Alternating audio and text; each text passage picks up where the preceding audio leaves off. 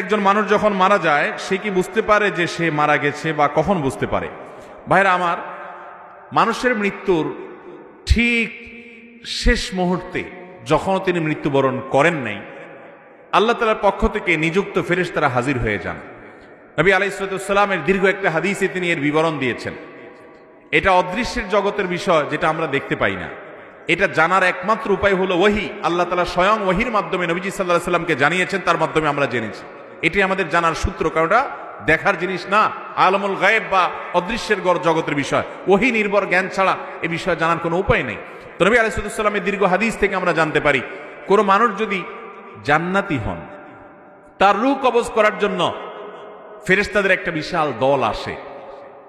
তারা এত সুন্দর করে আসে, উপস্থাপন হয় ওই লোকের সামনে যে তাদের আচার আচরণ, তাদের ওই লোকটাকে অভিবাদন জানিয়ে আখিরাতের জগতে নিয়ে যাওয়ার জন্য, ওয়েলকাম জানানোর জন্য আসার যে ব্যবস্থাপনা, দামি মূল্যবান পাত্র, রুমাল, সেখানে রূহ কবজ করে নেওয়া, সেগুলোর জন্য যে আয়োজন থাকে, এটা দেখতে দেখতে সে আল্লাহর বান্দা, নেককার বান্দা, ইমানদার মানুষটা, জান্নাতি মানুষটা হাসতে হাসতে তার রূহটা বের হয় এবং দুনিয়া থেকে চলে যান।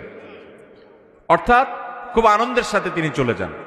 আর এর বিপরীতে যেই লোকটা জাহান্নামী, তার রূহ কবজ করার জন্য ফেরেশতাদের একটা দল আছে, কিন্তু তারা এতটা ভয়ঙ্কর ভাবে উপস্থাপিত হয়, এতটা তীব্র ভয়ঙ্কর রূপে তার সামনে আবির্ভূত হয়, উপস্থাপন করে নিজেদেরকে, যে সে দৃশ্য দেখে তার হাহাকার শুরু হয়। আশেপাশে মানুষগুলো টের পায় না, কিন্তু সে ঠিকই টের পায়। এই জন্য মানুষের মৃত্যুর আগ মুহূর্তে মানুষ টের পেয়ে যায়। এমনকি যারা ইমানের উপরে সারা জীবন অটল ছিল, অবিচল ছিল, তাকওয়ার উপরে অটল অবিচল ছিল, হারাম থেকে বাঁচার জন্য সংগ্রাম করেছে সারা জীবন, এই মানুষগুলোকে কোরআনে বর্ণিত আয়াতে বলছে যে তাদের জীবন সায়ান্নে, তাদের রূহ কবজ করার আগে আল্লাহর পক্ষ থেকে ফেরেশতারা তাদেরকে জানিয়ে দেন, তারা উপস্থিত হন, তাদেরকে সুসংবাদ দিতে থাকেন, আল্লাহ খাউফুন আলাইহিম ওয়ালা হুম ইয়াহজানুন, যে তাদের কোনো ভয় নাই, তাদের কোনো পেরেশানি হবে। আল্লাহ তাআলা আমাদের সবাইকে নেক মৃত্যু, ইমানের মৃত্যু, জান্নাতি মানুষের মৃত্যু আমাদের সকলকে নসিব করুন।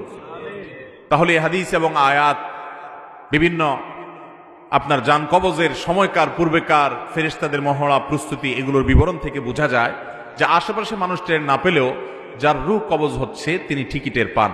ভালো মৃত্যু, ইমানের মৃত্যুর জন্য বেশ কিছু আমল আছে ভাই, সে আমলগুলো আমরা কোনো একটা মাহফিল আলোচনা করবো ইনশাআল্লাহ।